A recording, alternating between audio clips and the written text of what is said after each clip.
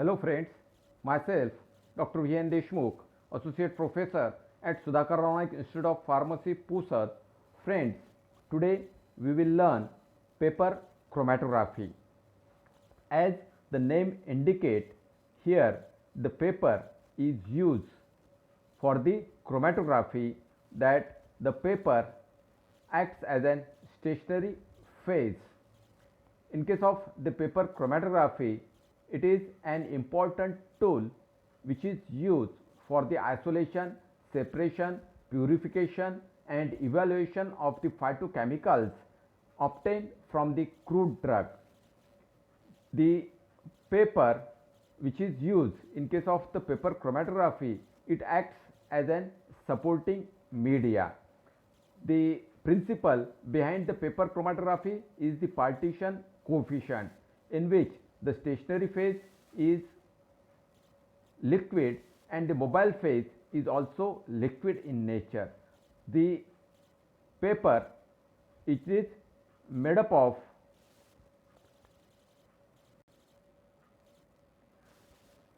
cellulose, and these cellulose contain the moisture, and the moisture which is present in this cellulose, it will act as an stationary phase, and the mobile phase we are going to use. So in case of this paper chromatography, in this way the paper, it is used for the separation of the components.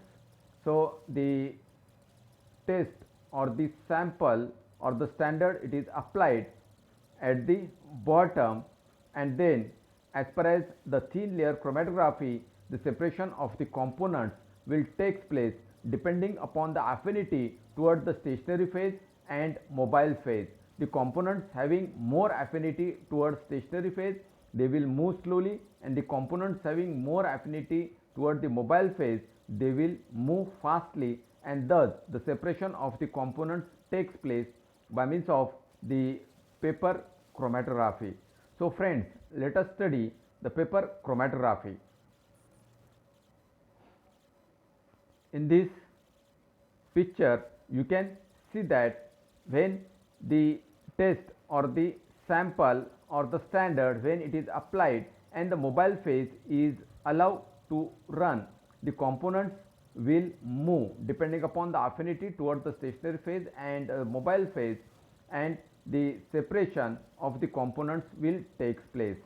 As the paper, it is flexible in nature, you have to provide the support. You have to provide the support to the paper by using the clip, or you can tie the thread to the paper. So in this way you can arrange the paper in case of the paper chromatography when it is placed in the development chamber for the development. So paper chromatography is defined as a technique in which the analysis of unknown substance is carried out mainly by the flow of solvent on specially designed filter paper. The filter paper is specially designed, and in this case the specially designed filter paper such as the Whatman filter paper, it is used as an paper for the paper chromatography. There are two types of the paper chromatography. One is the paper adsorption chromatography, and another one is the paper partition chromatography. In case of the paper adsorption chromatography, the stationary phase is solid and the mobile phase is liquid in nature. In this case, the paper impregnated with silica or alumina acts as an adsorbent, that is the stationary phase, and the solvent as an mobile phase. So in this case you have to perform the modification of the paper, that is the paper is smudged or the paper is impregnated with the silica. In case of the partition chromatography, paper partition chromatography, in this case both the phases, that is the mobile phase as well as the stationary phase, they are the liquid in nature, and in this case the moisture which is present in the pores of the cellulose, the paper is made up of the 99% of the cellulose, and the moisture which is present in the cellulose fibers which are present in the paper acts as a stationary phase. Another phase is the mobile phase, and it will form the stationary phase, it is a liquid in nature. Mobile phase, it is also liquid in nature, and thus the principle behind the separation is partition chromatography. And generally in case of the paper chromatography, the chromatography is a paper partition chromatography. So the principle of the separation is mainly the partition rather than the adsorption. Cellulose layer in the filter paper contains the moisture which acts as an stationary phase. Organic solvents or the buffer are used as an mobile phase. So instead of the water as a stationary phase, other organic solvent can be used by means of the suitable modification of the paper. So the principle behind the general paper chromatography, it is a partition where the stationary phase is liquid, mobile phase is also liquid. Stationary phase is liquid because of the moisture which is present in the cellulose of the paper. Practical requirements, it will require a stationary phase, and the paper which is to be used. Application of the sample, it is similar to that of the thin layer chromatography. Mobile phase, again it is similar to that of the thin layer chromatography and column chromatography. Development technique, here there will be a changes in case of the development technique. As the paper is flexible in nature, you can go for the different types of the development technique. And last one, the detecting and visualization. Again the detecting and visualization, it is similar to that of the thin layer chromatography. So first of all we will study regarding the stationary phase and the paper. So in this case the paper of the chromatographic grade consists of the alpha cellulose 98 to 99%, beta cellulose 0.3 to 1%, pentosan 0.4 to 0.8%, ether soluble matter 0.015 to 0.02%, and amount of the ash which is present, that is 0.01 to 0.07%. So this is the composition of the paper, and here you can say that the paper contain about 98 to 99% of the cellulose. In this case the papers which are used, they are the Whatman filter papers of the different grade such as number 1, number 2, number 3, 4, 17, 20, they are used. So in this case one can go for the modified papers such as acid or base washed filter papers, or the glass fiber types of the paper can also be used in the modified form.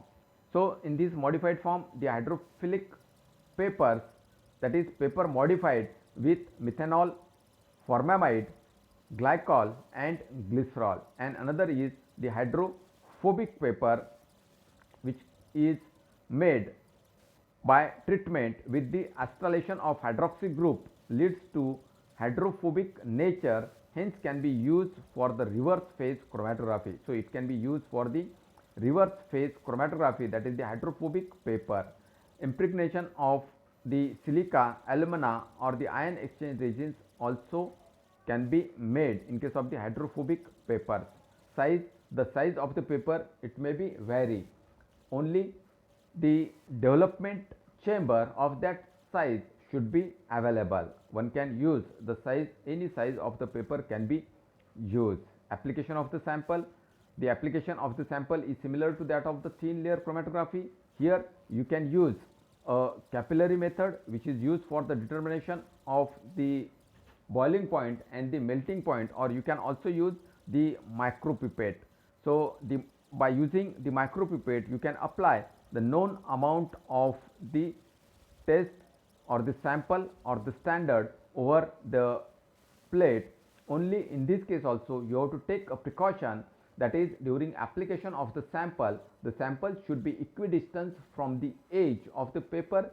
There should be a equidistance in between the 2 points which is applied, and also it should be above from the base of the paper, so that they should not get dipped into the mobile phase when they are placed into the development chamber for the chromatography. Mobile phase, pure solvents or buffer solutions, mixture of the solvents can be used. The hydrophilic mobile phase which is used In case of the paper chromatography, it is the isopropanol, ammonia, water in the ratio of 9:1:2, or the another mobile phase, that is N-butanol, glycerolic acid and water in the ratio of 4:1:5. You can also use the methanol and the water in the ratio of 3:1 or 4:1, or t-butanol is to water is to formic acid in the ratio of 40:20:5. So this is the hydrophilic mobile phase. Next, that is the hydrophobic mobile phase, that is the kerosene, and 70% of the isopropanol can be used. Dimethyl ether cyclohexane can be used. Single or two phase or three phase solvent system can be also used as an mobile phase in case of the paper chromatography. So development technique, as we have already discussed, that as the paper is flexible in nature, different types of the development technique can be used. In this, you can see that the components, when the spot is applied at the bottom, depending upon the affinity towards the stationary phase and the mobile phase, the separation of the components will take place. The components having more affinity towards the stationary phase, it will move slowly, and the components having more affinity toward the mobile phase, they will move fastly, and thus the separation of the components will take place. Here you can also see that the paper is tied or it is secured at the top, so that it should not slip into the mobile phase. So here you have to take a precaution during the application of the sample, that is, it should be applied equidistant or sufficient distance from the edge, also a sufficient distance from the bottom. Development technique. So as the paper is flexible, the different types of the development techniques they are used. First one, that is the ascending type of the development technique. So this is the general development technique which is used, in which the solvent moves from bottom to top by means of the capillary action, and the separation of the components will take place. That is, the solvent moves from bottom to top. In case of the descending development, it is the opposite of the ascending development. In case of the descending development, the solvent will move from top to bottom. From the top to bottom, only in this case you have to apply the sample at the top of the paper. At the top of the paper, you have to apply the sample, so that, and the mobile phase, it is placed at the top, so that it will move from top to bottom, and thus the separation of the components will take place. Then third type, it is the ascending descending development. It is the combination of the ascending development and the descending development. That is, first the development takes place in the ascending order, and then the development takes place in the descending order. That is, the first, the mobile phase will move from bottom to top, and then from top to bottom in same chromatography. So it is the ascending descending type of the development technique. Next development technique, that is the circular or the radial development technique. In this case, the spots, they are kept at a center of the circular paper. The solvent flows through a wick at the center, and it spread in all direction uniformly. That is, here you have to apply the sample in the radial manner in the center of the paper. The hole is made in the center of the paper, and the wick is introduced, and another end of the wick, it is placed into the mobile phase. It will absorb the mobile phase, and the mobile phase will move from the center towards the periphery of the paper, and thus the separation of the components will take place. Then two-dimensional development technique. So two-dimensional development technique, it is also used in case of the thin layer chromatography. In this case, the development, it is first done in one direction, and after development of the paper, it is developed in the second direction, allowing the compound or the complex mixture to be separated into the individual spots. In the second direction, either the same solvent system is to be used, or the mobile phase is to be used same, or you have to change the mobile phase. So the different solvent system can also be used for the development in case of the two-dimensional development technique. So in this picture you can see that this is the conventional method, that is the ascending development technique, in which the solvent will move from bottom to top and the separation of the components will take place. This is the another type of the development technique, that is the descending development technique. It is opposite to that of the ascending development technique. In this case the solvent it is placed at the top, and in this case the paper is immersed. So in this case only you have to apply the sample at the top of the paper, and this mobile phase will move from the top to bottom. From the top to bottom it will move. In this picture you can see that this is the radial type of the development technique, in which the sample and the standard they are applied in the center. In the center of the paper, the wick, one end of the wick is placed and another end of the wick it is placed into the mobile phase. The wick will absorb and it will spread it in the radial fashion on the radial paper of the paper chromatography, and thus the separation of the components will again takes place depending upon the affinity towards the stationary phase and the mobile phase. Then this is the example of the ascending and descending type of the development technique. So in this case the long size of the paper is used and the paper is placed in this way. Here in the center there is a pulley. Here by capillary action the mobile phase will move, and along with the mobile phase the components which are present they will move depending upon the affinity towards the stationary phase and the mobile phase. When it will reach here from the bottom to top, there is a ascending type of the development technique. When it will reach here, the descending type of the development technique will start. So it is a combination of both ascending and descending type of the development technique. So this is the example of the two-dimensional development technique, in which first the spot is applied and it is allowed to develop. So it will get developed into the different components. It will get separated into different components. Then this side it is placed into the mobile phase.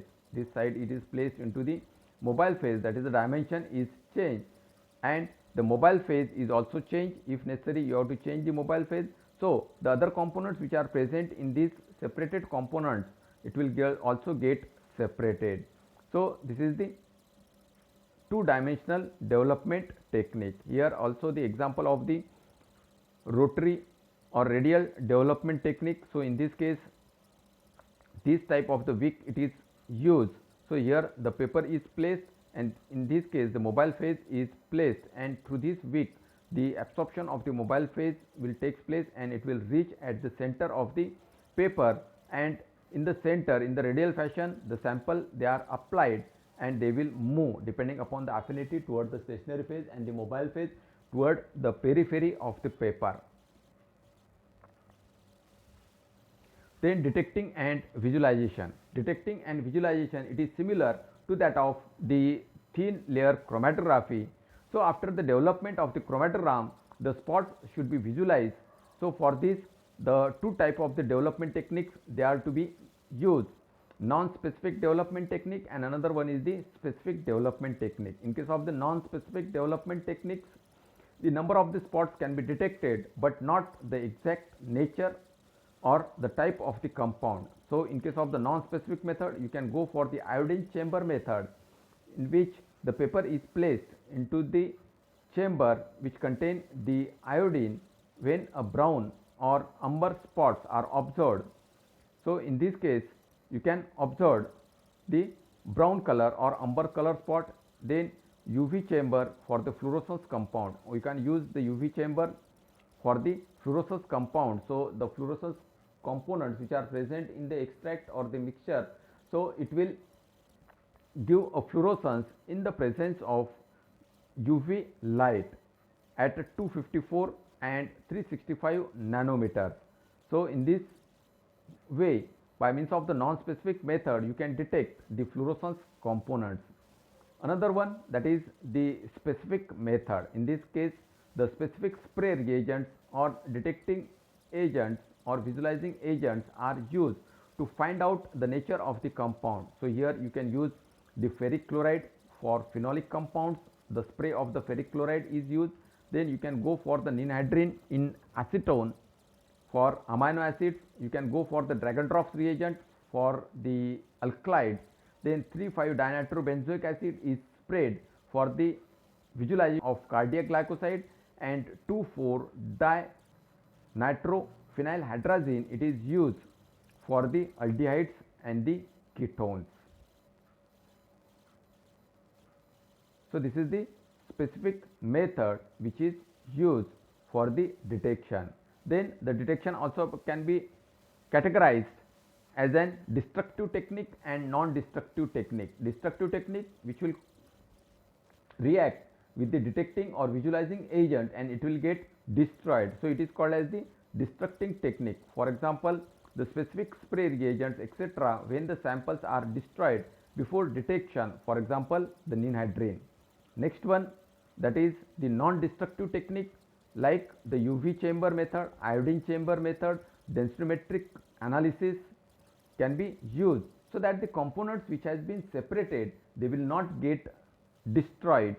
You can isolate them easily by means of the non-destructive technique. For example, the radioactive materials detection, it is done by autoradiography or by means of the Ziegler-Muller counter. Then the paper chromatography can be used for the qualitative analysis as well as the quantitative analysis. In case of the qualitative analysis, the detection can be done by means of the direct technique and the indirect technique. In case of the direct technique, you have to use the standard as well as the test at a time. So in this case, you can use a densitometer which can measure the quantitatively the density of the spots which has been separated. When the optical density of the spots for the standard and the test solution are determined, the quantity of the substance can be calculated. The paper are neither destroyed or eluted with the solvent to get the compounds. The method, it is also called as the in situ method. So in this case, by using the standard and the test at a time, you can determine how much amount of that particular component has been separated. Next one, indirect technique. In this technique, the spots which are observed on the paper, they are cut either with the blade or the scissor, and then it is dissolved in the solvent. The solution can be analyzed by the conventional techniques of the analysis like spectrophotometry or electrochemical methods can be used for the analysis. So in this way, you can use the direct technique and indirect technique for the quantitative analysis. Next one, that is the qualitative analysis. In case of the qualitative analysis, you can determine the RF value. The RF value, that is the distance traveled by the solute upon the distance traveled by the solvent front, can be determined. You can determine the RF value. So by measuring the distance traveled by the solute and by measuring the distance traveled by the solvent, you can determine the RF value, and the RF value is always less than 1. Then you can also determine the Rx value for the qualitative analysis. The Rx value is the ratio of the distance traveled by the sample and the distance traveled by the standard. The distance traveled by the sample and the distance traveled, it is the ratio of the distance traveled by the sample and the distance traveled by the standard. Rx value is always closer to 1. So in this way, one can determine the quality of the components which has been separated. Then you can also go for the RM value. Third type is the RM value for the qualitative analysis. RM value is used in a qualitative analysis to find out whether the compound belong to the homologous series. If it belong to the same series or not can be determined by determination of the RF value, and by from the RF value one can use or one can determine the RM value. So if they belong to homologous series, the delta RM value are constant. The delta RM value for a pair of adjacent member of homogeneous series is determined by using the formula, that is Rm is equal to log of 1 upon Rf minus 1. So, by using the Rf value you can determine the Rm value and you can know the compound which belong to the homologous series. Applications of paper chromatography. So, paper chromatography, it is used for the separation of the mixture of the drugs, of the chemicals or the biological origin, plant extracts, etc. So, it is used widely for the detection of the chemicals or the mixture of the drugs, of the chemicals or the biological origin or the plant extract. It is used for the separation of the carbohydrates, vitamins, alkalides, glycosides, amino acids. It can be used. It is used for the identification of the drugs.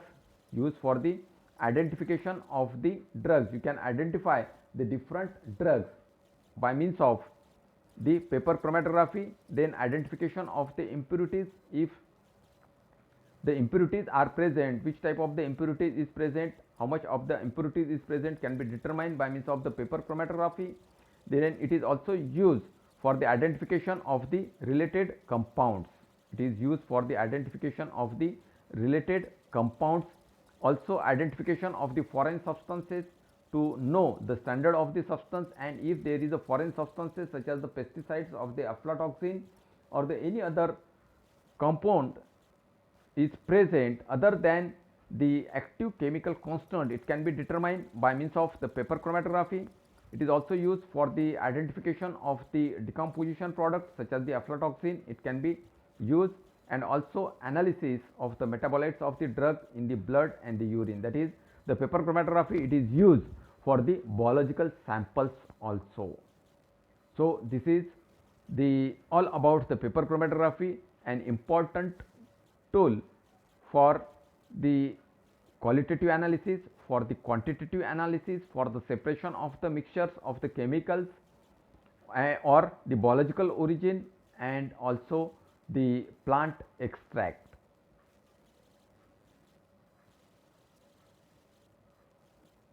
Thank you very much.